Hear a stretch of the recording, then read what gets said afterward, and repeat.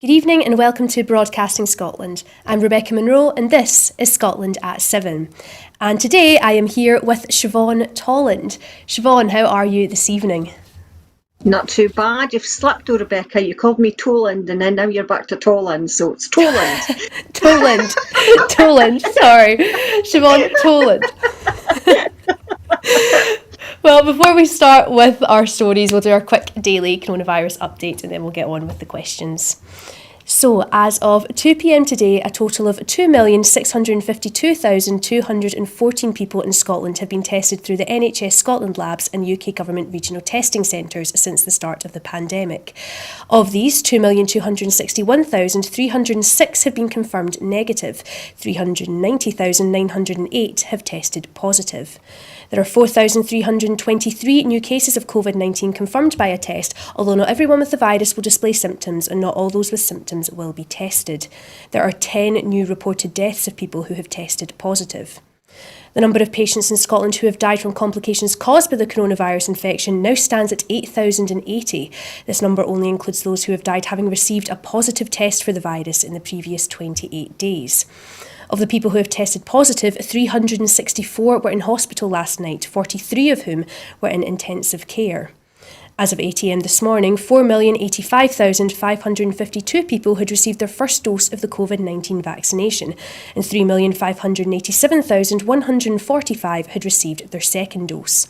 The latest UK daily figures show that 131,854 patients who tested positive for COVID-19 have sadly died from their illness, an increase of 174 since yesterday. And this number refers to deaths in all settings, not just hospitals. On to the ONS update. The number of deaths from all causes in the UK in the week ending 13th of August 2021 was 11,753, 13.7% above the average for the corresponding week in 2015 to 2019. Deaths were above the 5-year average in England, Scotland, Wales and Northern Ireland. Of these, 652 deaths were registered involving coronavirus, accounting for around 1 in 18 deaths. This is a 6.7% increase on the previous week. The number of deaths from COVID-19 increased in England and Northern Ireland and fell in Scotland and Wales. UK total deaths include non-residents. So our first story of this evening is the COVID-19 inquiry and the increase in cases. The Scottish Government is inviting views on the draft aims and principles of an independent public inquiry into the handling of the coronavirus pandemic. The COVID-19 inquiry establishment aims and principles paper is intended to shape its terms of reference with input from stakeholders, including bereaved families. The proposed inquiry would be established by the end of the year to scrutinise decisions taken in the course of this pandemic and learn lessons for future pandemics. It would take a person-centred, human rights-based approach with a focus on outcomes and timely reporting to identify lessons and recommendations. Particular consideration would also be given to the 4 harms of the pandemic, which are direct health impacts of COVID-19, including cases and deaths in care homes, other non-COVID health impacts, societal impacts, including education, and economic impacts. The public are now encouraged to share their ideas and comments on the suggested approach via email by the 30th of September. The publication of the document meets the Scottish Government's commitment to begin to take the necessary steps to establish a public inquiry within the first 100 days in office, and discussions are also underway with the Lord President to identify an appointed judge to chair the inquiry. In a statement, Solicitor Amar Anwar, who is acting on behalf of members of the Scottish branch of the UK group COVID-19 Bereaved Families for Justice, said any public inquiry in Scotland must be truly independent and leave no stone unturned. That is the most fitting tribute that our country can pay to the victims of COVID-19. Also today, in response to the increase in COVID case numbers and following moving to beyond level 0, people who test positive for coronavirus are being encouraged to securely list details of their close contacts when asked by Test and Protect. Information collated from the online contact tracing form means Test and Protect staff can quickly identify people who have been in higher risk setting, such as in a hospital or on a foreign holiday, and focus on contacting them by phone. They can then be given speedy advice to help break the chain of transmission and slow the spread of the virus.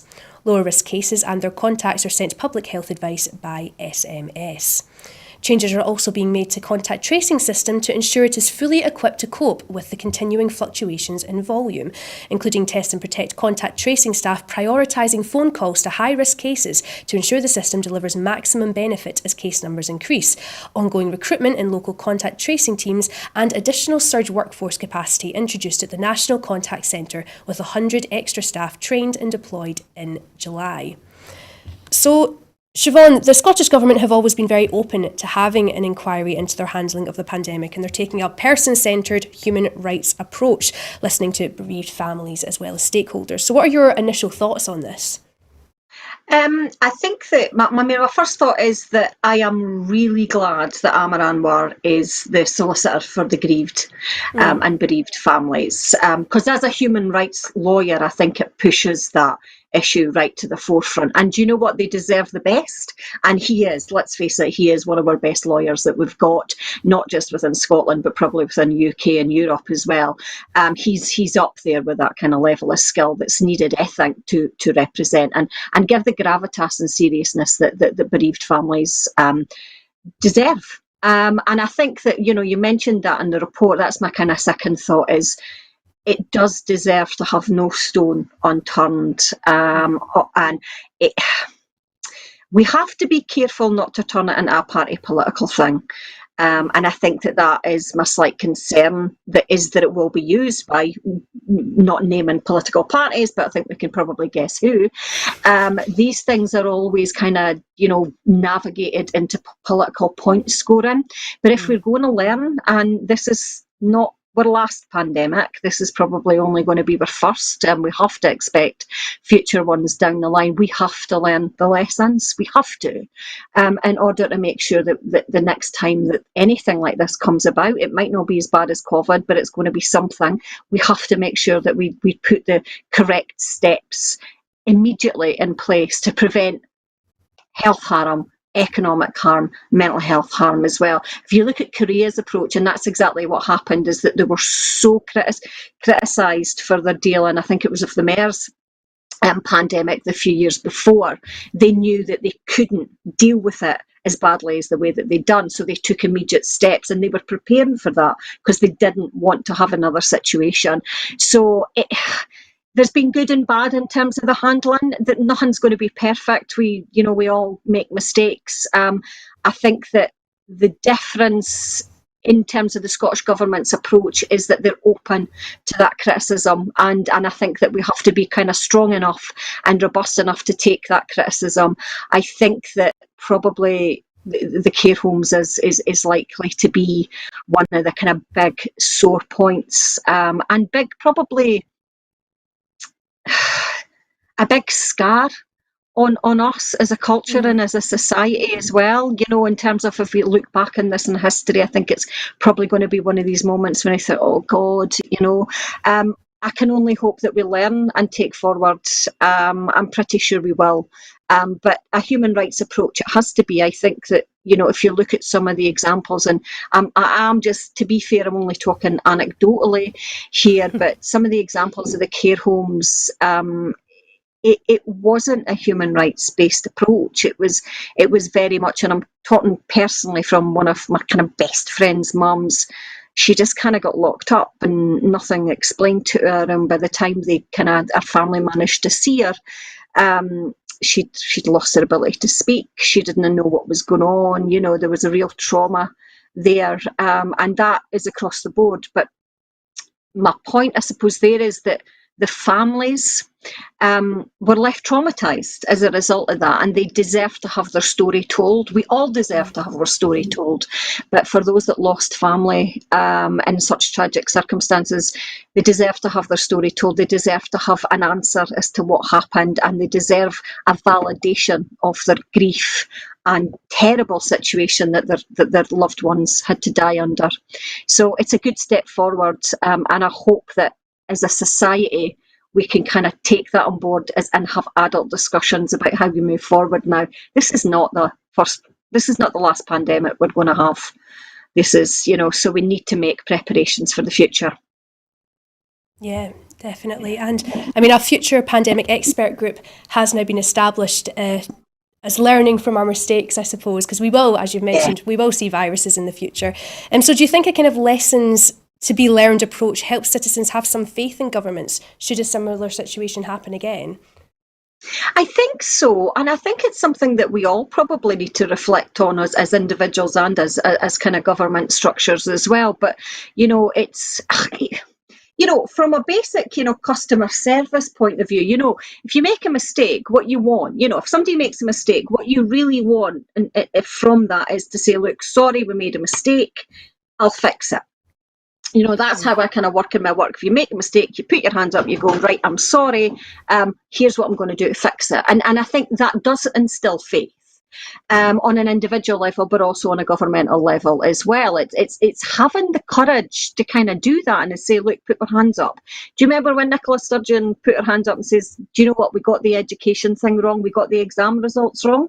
The amount of kids that says to me, that was amazing, that was amazing. There was a real respect and trust for that kind of level of honesty. And I think it's that psychological impact, isn't it, that we do. We do trust that more. It's just basic psychology, isn't it? Do you trust someone that tries to cover up a crime? No, you don't. I'm not saying they were doing crimes, but you know what I mean. But yeah, I think so. And I think it has to. We have high trust in the Scottish Government. If you look at the social attitude survey, we have huge trust in the Scottish Government, huge distrust in the UK Government. It'd be interesting to see how that might have changed over the COVID period, whether it's got better or worse. But that will, I think, increase our trust because it shows a transparency and an openness. I got the feeling that they were kind of maybe waiting for the UK to do something and thought, oh, bugger this for a laugh, we'll just do it ourselves, and that's probably the better thing to do. Mm. Yeah, true. Well, we'll move on to our next story of this evening, and that is on Afghanistan. The Taliban said today that they wanted all foreign evacuations from the country completed by an August the 31st deadline, and they would not agree to an extension. The hardline Islamist group told the thousands of Afghans crowded into Kabul airport in the hope of boarding flights that they had nothing to fear and should go home. Meanwhile, as Western troops were working frantically to get foreigners and Afghans onto planes and out of the country, US President Joe Biden is facing growing pressure to negotiate more time for the airlift. Chaos punctuated by sporadic violence has gripped the airport following the Taliban's rapid takeover of the country. Leaders of the group of 7 countries, UK, Canada, France, Germany, Italy, Japan and the United States, were meeting today virtually to discuss the crisis. CIA Director William Burns met Taliban leader Abdul Ghani Baradar in Kabul on Monday, 2 US sources told Reuters. The Taliban said they had not agreed to an extension of the deadline and it wanted all foreign evacuations to be completed by August the 31st. They also called on the United States not to encourage Afghan people to leave their homeland. Countries that had evacuated nearly 60,000 people over the past 10 days were trying to meet the deadline agreed earlier with the Taliban for the withdrawal of foreign forces, a NATO diplomat said. Every foreign force member is working at a war-footing pace to meet the deadline, said the official who declined to be identified. At a special session of the UN Human Rights Council on Afghanistan in Geneva today, UN Human Rights Chief Michelle Bachelet expressed grave concern at the situation in Afghanistan under the Taliban, urging them to honour commitments to respect the rights of women and girls. First Minister Nicola Sturgeon has written to Prime Minister Boris Johnson urging the UK government to agree to resettle more than the current commitment of 20,000 Afghan refugees in the long term and 5,000 in the first year. In the letter, the First Minister said a substantial increase in numbers is required and urgently seeks further information on how many civilians, especially women, girls and others in need of refuge, will be protected, as well as further detail on the new Afghan Citizens Resettlement Programme. The First Minister also seeks further details on a proposed four-nation summit on the Afghanistan crisis, to which the Prime Minister indicated agreement in the House of Commons on the 18th of August. The SNP Westminster leader has also written to the Prime Minister demanding a full recall of the UK Parliament.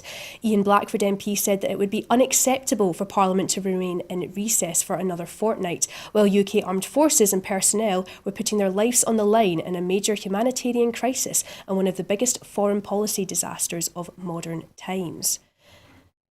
So, Siobhan, the Taliban have not agreed to the extension beyond the 31st of August. And commenting on the outcomes of the G7 leaders' meeting, Ian Blackford has said the failure to extend the withdrawal deadline is deeply regrettable and symptomatic of the damaging chaos that has surrounded one of the biggest foreign policy disasters in modern times, and it is sadly now inevitable that many vulnerable Afghan people will be left abandoned. So, as the deadline looms closer, what do you think will happen to those trapped in limbo at Kabul airport?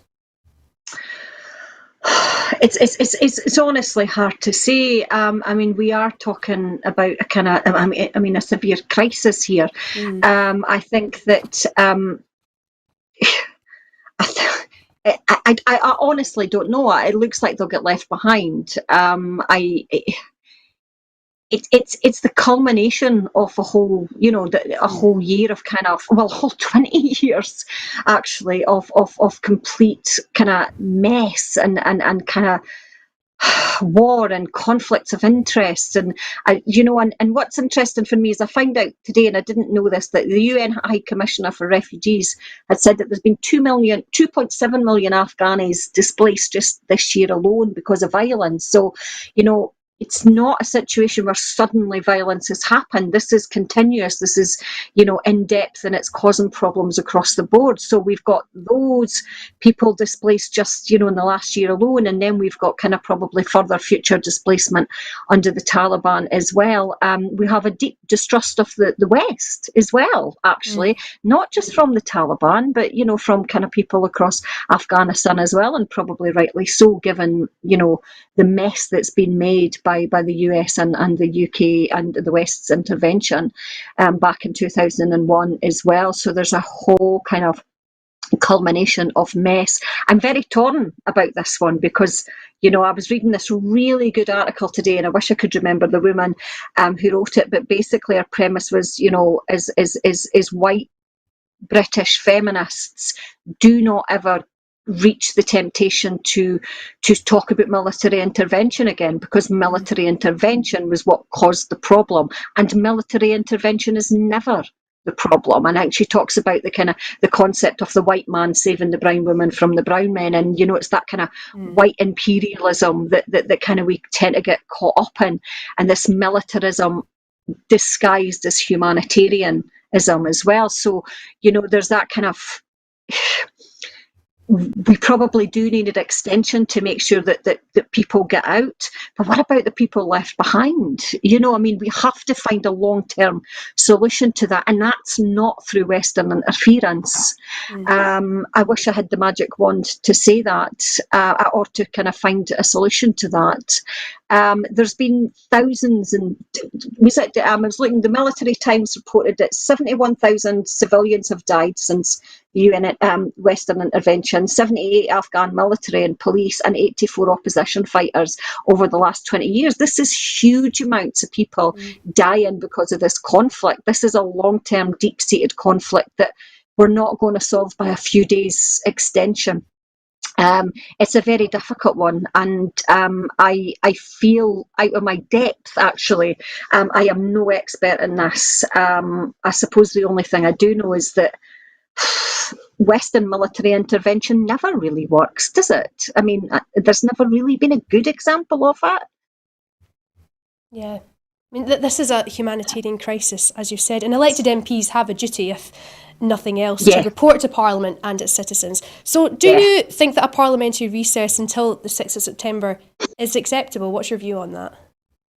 Yeah, I think it needs. I think there is an urgency, and this is, I suppose, the flip side of this is, I'm not really a fan of the intervention, but actually, what we could be doing is we could be taking in more asylum seekers. We could be actually starting right now. We could be doing this, going right now, 20,000 over so many years, and then 5,000. Come on, that's ridiculous. If you think of just 2.7 million Afghans just displaced over the last few years, that would be the one thing I think we could really, really help if we had an international structure to actually allow people to leave the country.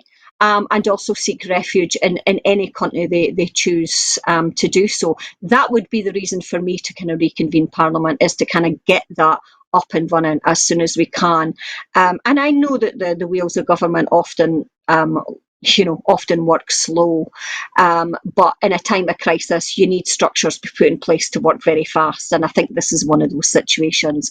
Let's help as many people and women and children as we can to reach safety should they require it and should they want it. Yeah, very true. We'll move on to our next story, and that's that the Home Office is slammed for continuing to use the Napier barracks.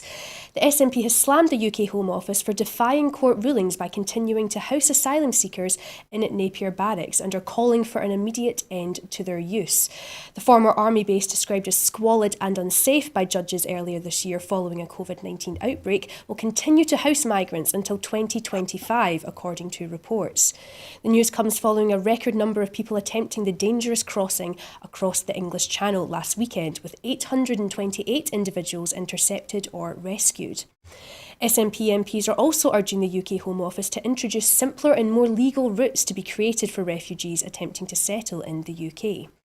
Commenting, the SNP's Shadow Home Affairs spokesperson Stuart MacDonald MP said the decision to continue housing asylum seekers in such inhumane conditions should bring shame on this UK Home Office. Many of the individuals seeking asylum here in the UK have fled slavery, torture and trafficking and are looking for support in the hope that they can restart their lives here in the UK. So, Siobhan, judges have described these living conditions as squalid and unsafe. So do you think it's then acceptable to continue to house migrants in these conditions until 2025? Of course it's not. Absolutely, of course it's not. And you know what, as well, it's that kind of notion of, right, it's okay, we've kind of fixed it. I think what they're saying is, oh yeah, but we now have more open air spaces and, there's a bit more ventilation. Not for 1 minute do I believe that is ever going to be a suitable place for a human being. It's not suitable for dogs, for goodness sake. It's quite, the whole situation is quite appalling. I was, when the independent prison and immigration investigators went in March, they made an emergency report, and which has never happened before because they said it was so appalling. And so, this is unprecedented, illegal, actually. The courts ruled it was illegal. Abandoning a people that were in desperate need. I mean, the conditions were absolutely squalid. The fire service said that they just completely ignored any advice and guidance in fire prevention. They didn't take any action and they didn't care, and that is what I think is deeply concerning. And this goes back to, I suppose, what we were talking a wee bit about the COVID pandemic. We investigate and we do it in order to learn lessons for the future. Well, we have a case here which has been investigated, not by the government's insistence, I will say. It was a case that was taken forward by asylum seekers themselves. So it was investigated. It was ruled to be absolutely shocking in its inhumanity, and the government has learned absolutely nothing, because I think we have a government now that actually is built on a dehumanisation structure of many different groups of people, and asylum seekers and refugees are one such group of people. We can see that by the evidence. You don't let people live like that. That's not the sign of a civilised society. And as you said yourself, these people are not prisoners. These people are not criminals. I mean, this wouldn't even be allowed in prisons. These are traumatised individuals who have fled from massive problems, massive war, massive insecurity and massive suppression. It really is shockingly bad behaviour. I think that if we think about how we go forward for Scotland, then I think that, again, you've got that situation where the human rights-based approach would never allow something like this to happen, or you would hope that it wouldn't. And I think what we need, and it's one of the things that we should learn from this situation, is that we need to have robust legislation, and we need to have minimum standards for people that are coming into the country seeking refuge. And that's what they are. They're seeking refuge. We should be giving them all the support, guidance and safety and feelings of security that they need, not shoving them into a situation where it was, according to the inspectors, it was dead obvious they were going to all get COVID because of the way they were all set up. It was a shocking, and it's a shame. What is more shameful, I'm on a rant a wee bit, so I'll finish in a second, but what I think is more shameful is the fact that there seems to be no shame from the UK government in this. They should be hanging their heads in absolute shame. This should have been an absolute sacking offence. There should have been people on the streets at this level of inhumanity to vulnerable people.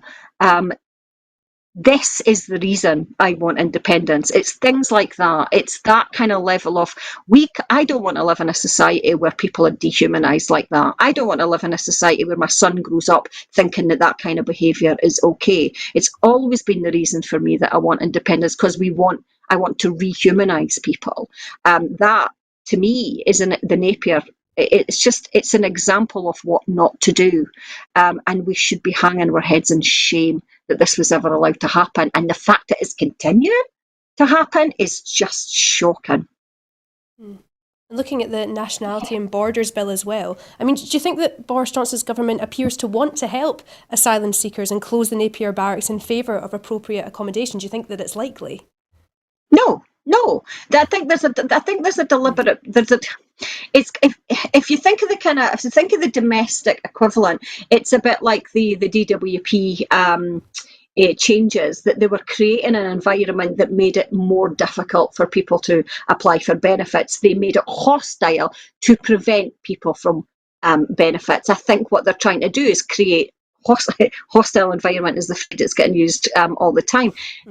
They don't want asylum seekers to enter into this country. I think that's been pretty obvious from David Cameron onward. Some of the speeches that he made at the time was appalling. He was more interested in the plight of the holidaymakers rather than the asylum seekers themselves. I think that they are deliberately trying to create a culture that completely tries to not allow asylum seekers and refugees into this country, because they don't want to take the humanitarian responsibility. They never have. This is just becoming worse and worse. This is their equivalent of Donald Trump's building of the wall. Oh, that's an interesting comparison, yeah. But we'll move on to our next story of this evening, and that is that the UK is in Brexit climb down as safety rule deadline is extended. The UK government has pushed back a deadline for the launch of post-Brexit product safety standards by allowing companies to follow EU rules until 2023, in the latest climb down amid concerns over the economy. Businesses will have an extra year to start using the new UK CA mark, which is planned to replace the EU's CE mark, used to certify that a wide range of products meet safety standards, including electrical goods and construction materials. In the latest delay to post-Brexit reforms as firms struggle with disruption caused by the pandemic and leaving the EU, the government said firms would be given more time to adapt.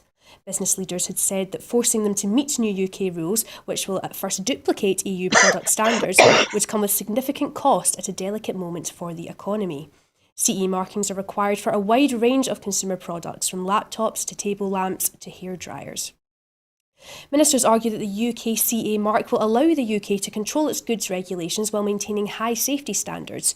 However, many businesses say the charges will force them to fill in reams of additional paperwork or make changes to their production lines, as manufacturers selling goods in both the EU and the UK will be forced to follow two different regimes.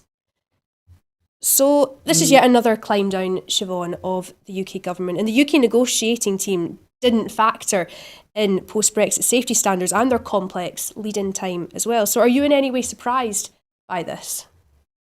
That basically, yet again, we've got another kind of level of incompetence. No, not at all, actually. I think that, this is where it's all beginning to seep out, isn't it? That this just was never thought through.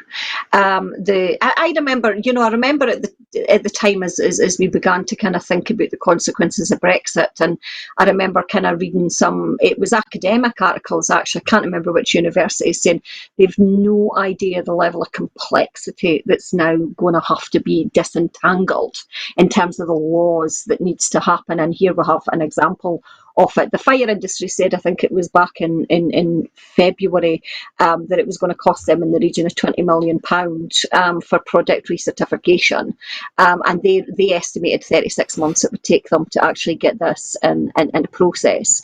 But what you've got is this constant, this is for the EU, this is for the UK. So this is where the streamlining of the European Union membership makes it so much easier, that we all knew where we stood, and this is what happened, but now you've got this situation where they're constantly, they will now have to, within the next year, have to create that, like you say, that dual certification.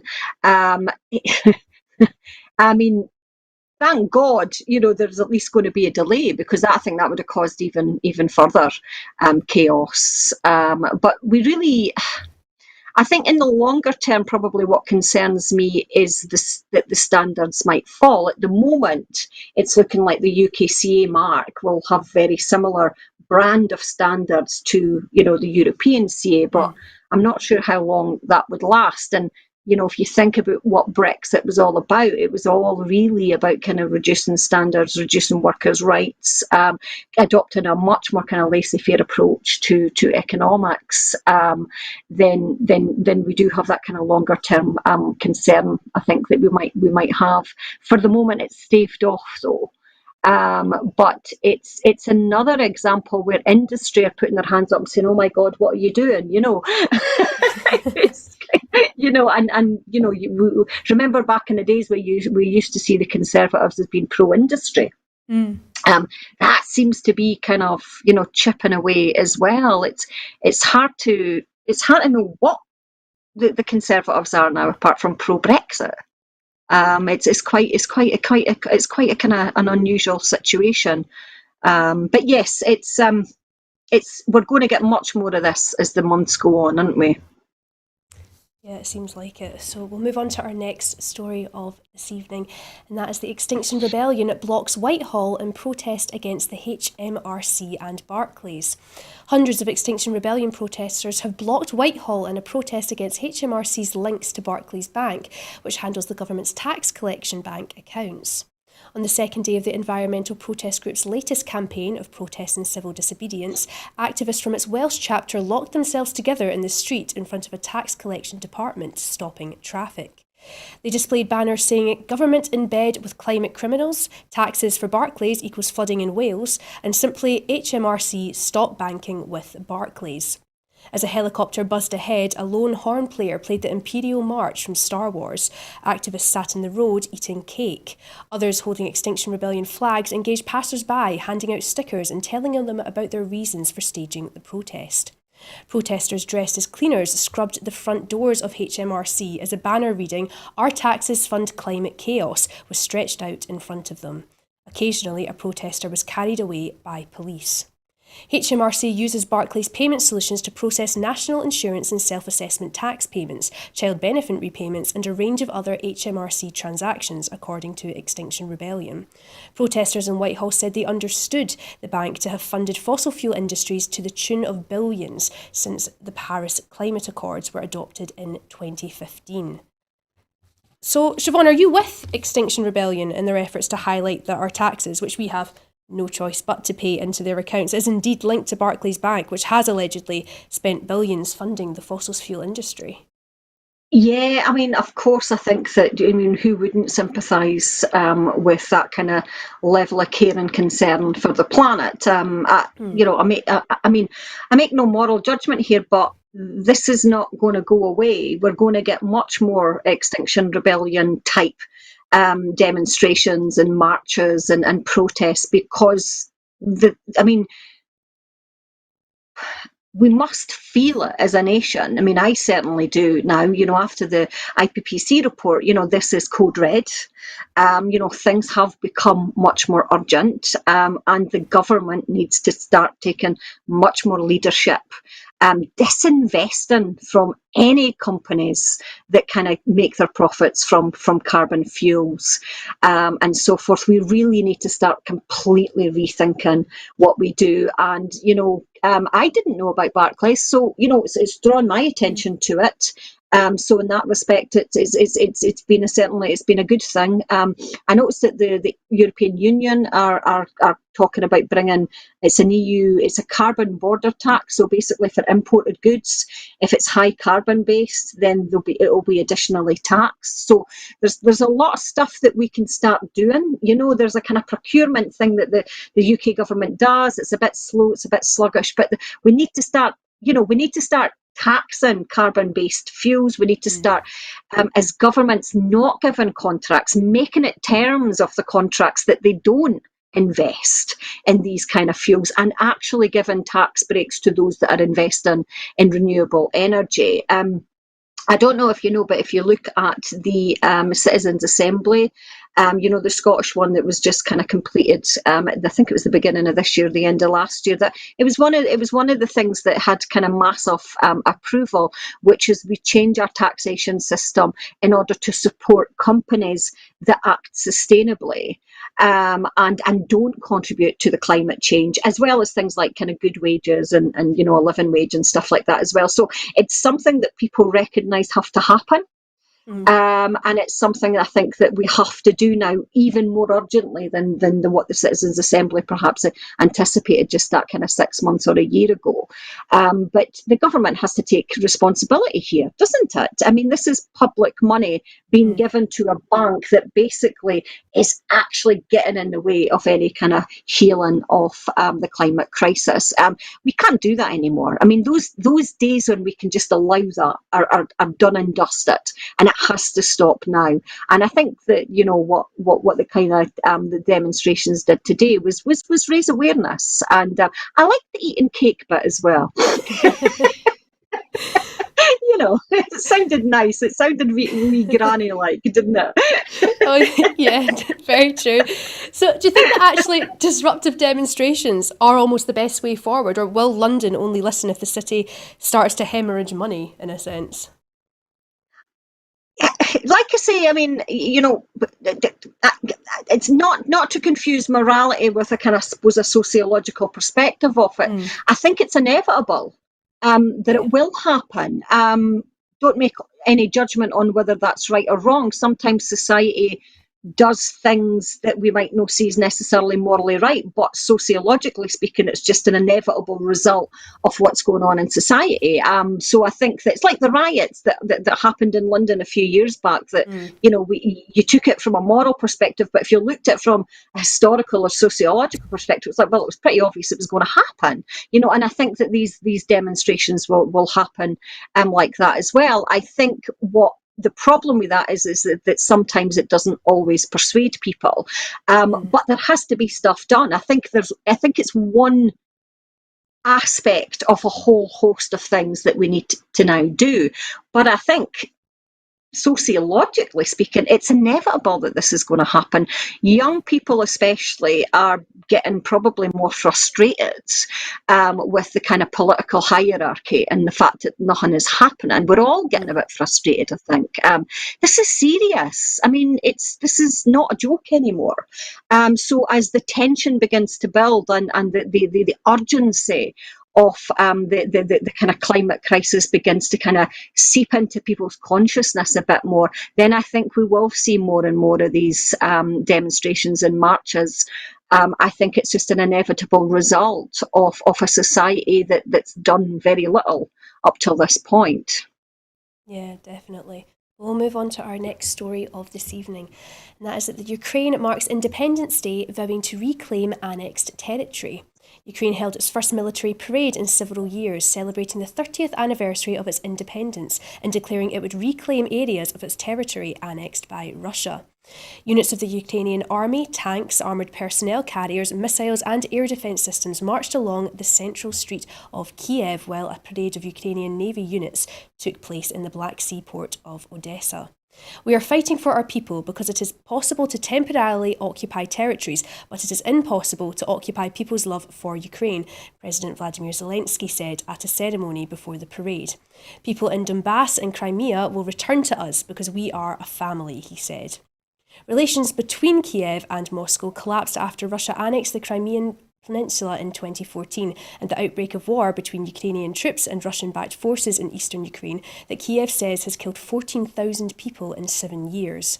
On Monday, more than 40 countries took part in the Crimea Platform, a summit in Kiev designed to keep international attention focused on the return of Crimea. So Ukraine is celebrating 30 years of independence, but has made it clear that the Crimea Peninsula annexed by Russia in 2014, they want returned to Ukraine. So can a recent Crimea summit succeed in keeping international attention on Ukraine's loss, do you think? I mean, it to a certain extent, it has, isn't it? Because we're talking about it, and the fact that the president made his speech for Independence Day and focused on the return of Crimea. Then I think that it has drawn attention to that plight. It feels quite bizarre in modern times that a country can just go in, invade and annex another country, and we all kind of look and go, oh right, okay then. It's quite a bizarre situation that can still happen in a civilized world. So yes, it's I hope so. I mean, from what I was reading today, that unfortunately Russia is, the media, even the kind of semi-liberal media, is a bit like, well, does it matter? And it's like, well, do you know what? It does matter, because any annexation of a country matters. We only need to look at, what happened with the annexation of Ireland, and the issues that caused for many decades after that, and the division that still exists within that nation because of that. And that's just a kind of homegrown example. This is much more complex. I mean, 14,000 people killed in 7 years. Over that territory, that's pretty horrific annexation, I think. I hope we find a way forward, but it needs international will, and it doesn't look like there's much there, doesn't it? I mean, it's one of those situations where we're all kind of turning a blind eye, pretending it didn't happen. So it does need international will. There's we kind of there's.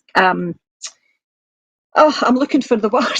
Sorry, I've lost the word. Where we kind of like withdraw our kind of trade and stuff. Sorry, but it's not. It's clearly not. It's not happening. It's not impacting on Russia. It's not impacting on international consciousness either. And you know what? It's not. The Crimea, the sanctions is the word. Thank you. Sorry, that's terrible. Forgot that word.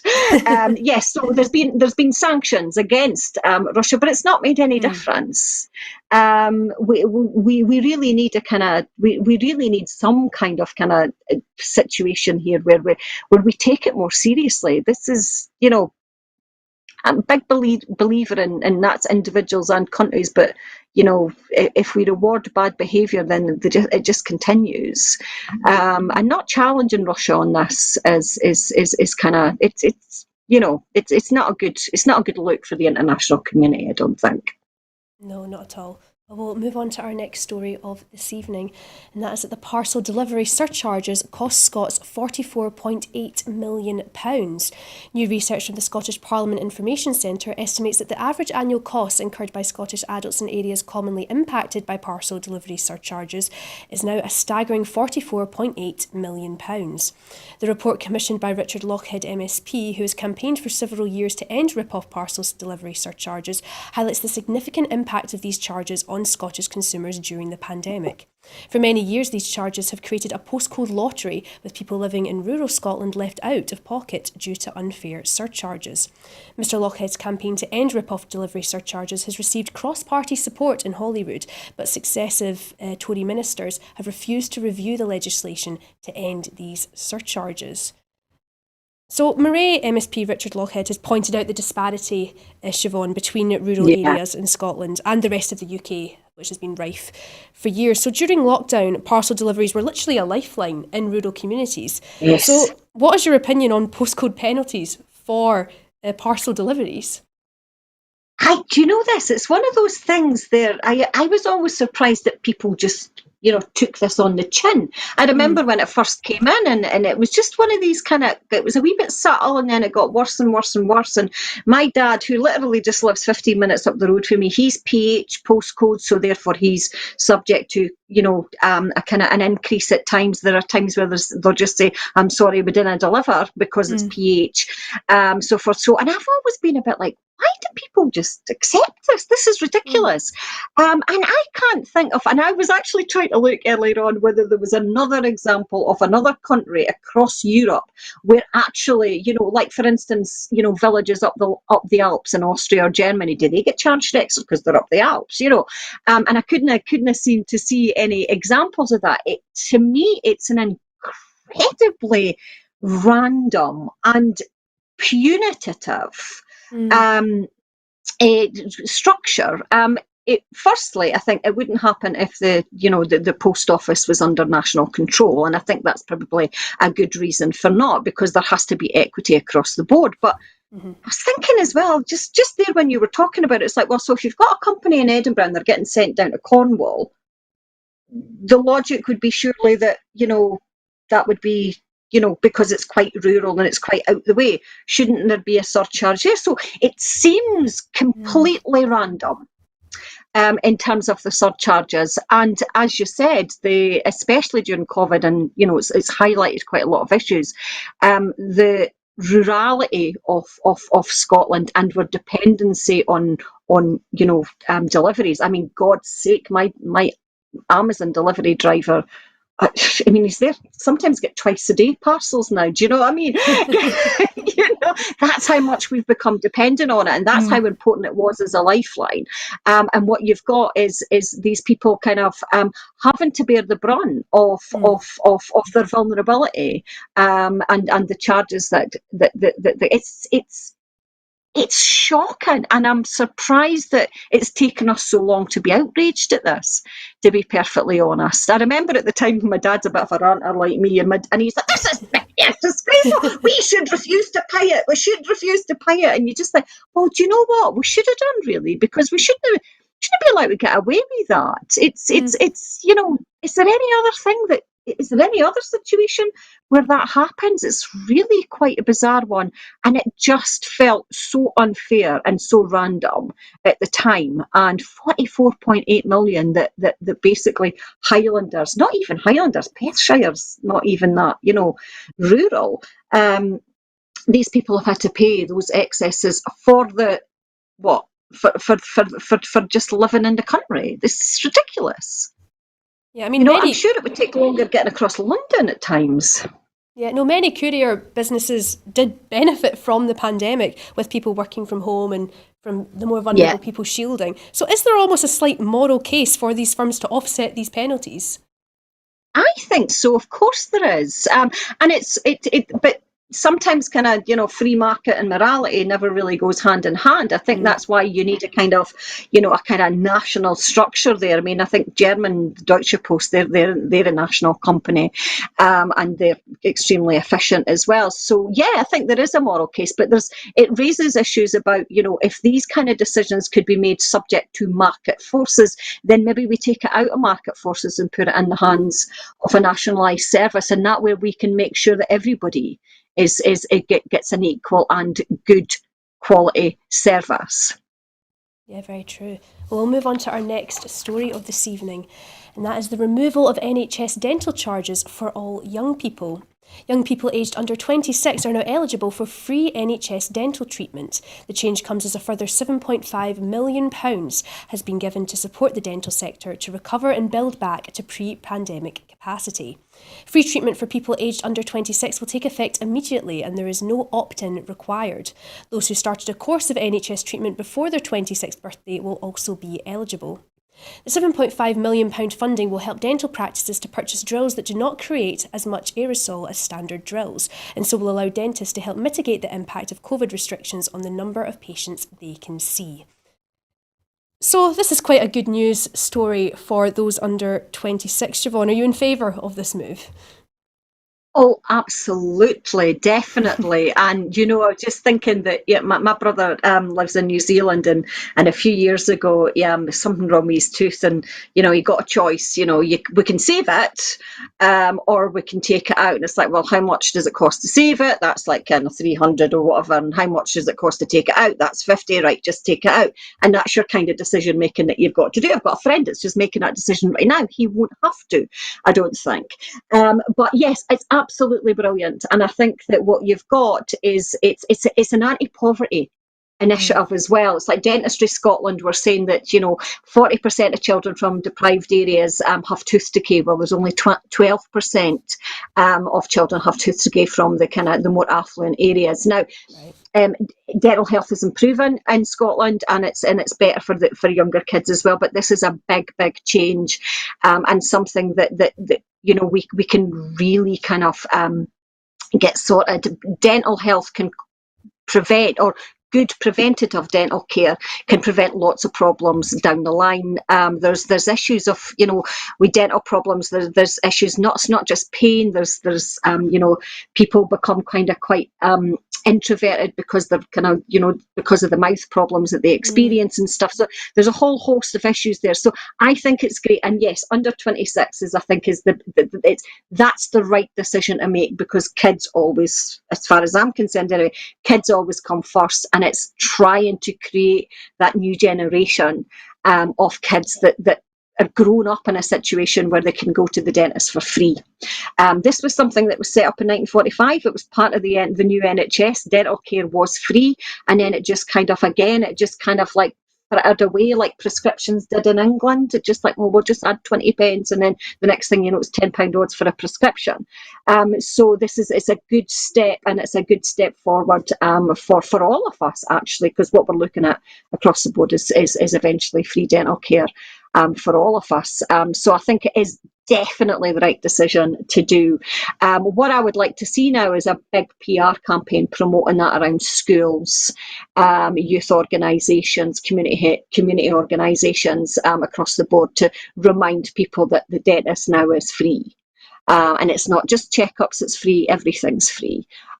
So that's a good thing, and I think that the more people we can get going to the dentist for preventative measures, then the better it will be for everybody involved, as well as society, because it will cost us less money in the long run as well. There is a financial prudence to that.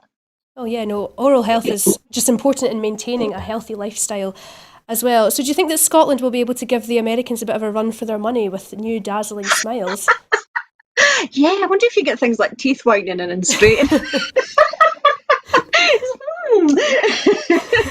Yes, well, you never know. I mean, we are famous for our bad teeth, aren't we? So, yeah, I know. You never know. You never know. We'll just have to wait and see. Yeah. Well, we'll move on to our last story of this evening, and that is that hospital PFI car parks in Glasgow and Dundee are bought out. Hospital parking charges are set to end permanently in Scotland after agreements were reached to buy out 2 car parks in Glasgow and Dundee operated through PFI schemes. Negotiations are also progressing to take over the last remaining PFI car park in Scotland at Royal Infirmary of Edinburgh, with an agreement expected to be reached in the coming months.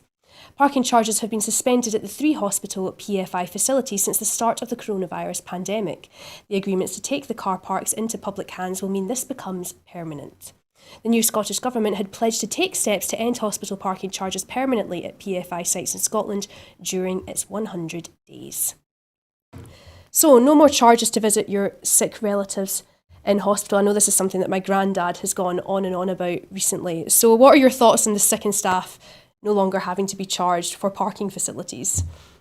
Oh yes, absolutely. I mean, of course. I mean, it's been a long running issue, this one actually, and the SNP were a bit slow, I think, in taking this up, I reckon.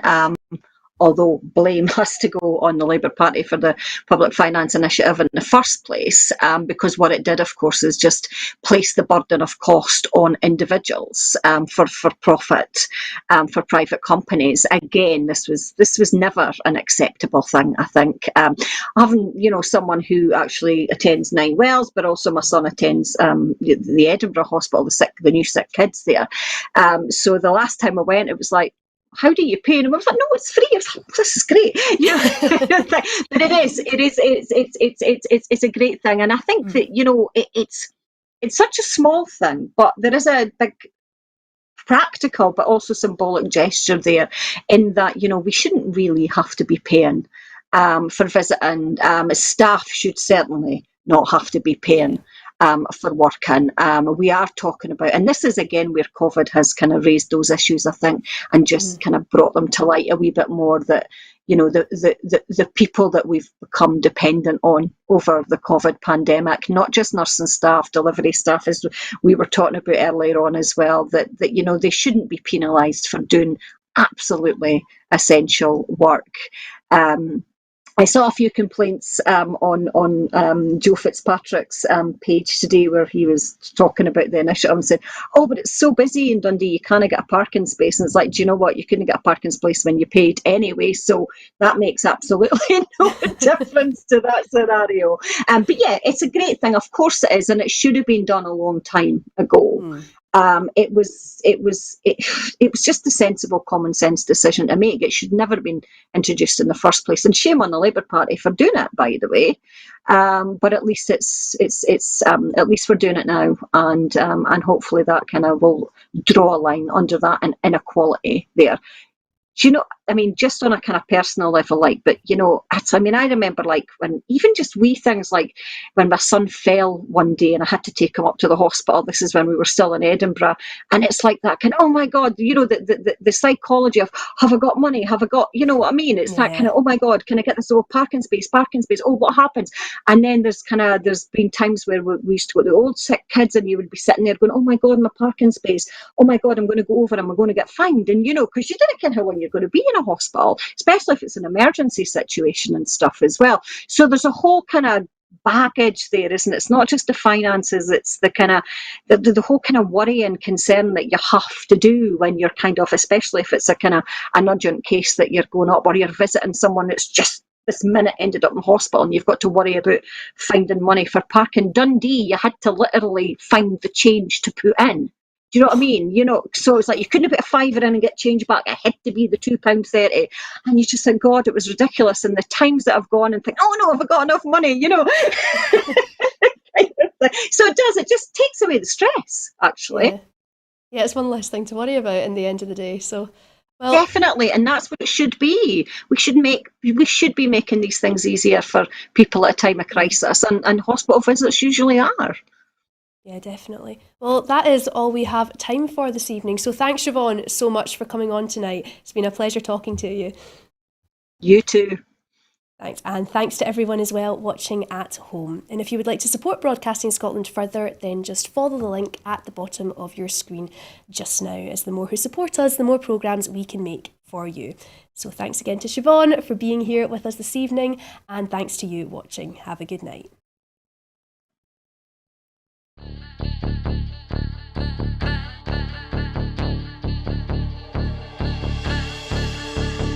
How do you mean no more commission? Well, no one in Scotland can commission an idea. If I went to BBC Scotland and I said, oh, I've got this great idea for a sitcom, I've got this brilliant idea for a drama, there isn't one person in Scotland that can okay it unless it goes through London. Good morning and welcome to another edition of Full Scottish. What's happening today?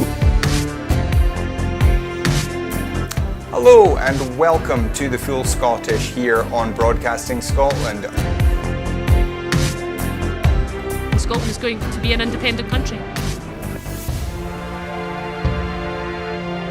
That need, that desire for independence is ever stronger than perhaps it was in 2014. So there's an obligation that we've got to give leadership to that campaign. That's what Nicola Sturgeon, as our First Minister, has been doing. My feeling about Boris Johnson is he can't be trusted on anything. that is now and forever will be known as the rape cause. I'm old enough to remember going into Europe in '73, and I remember how much of a razor's edge that was a battling stone. And I think we made it by 53%, if I remember correctly, for going in. And ever since that time, England particularly has been pretty much schizophrenic, down the middle about whether it felt British or whether it felt European. And that schism, that crack has remained throughout English society ever since. Scotland means business. Scotland's voice won't be stilled, it won't be silenced, it has to be heard. About the work that's been done by Broadcasting Scotland in giving community activists, yes activists, Scottish activists a platform other than the traditional media outlets.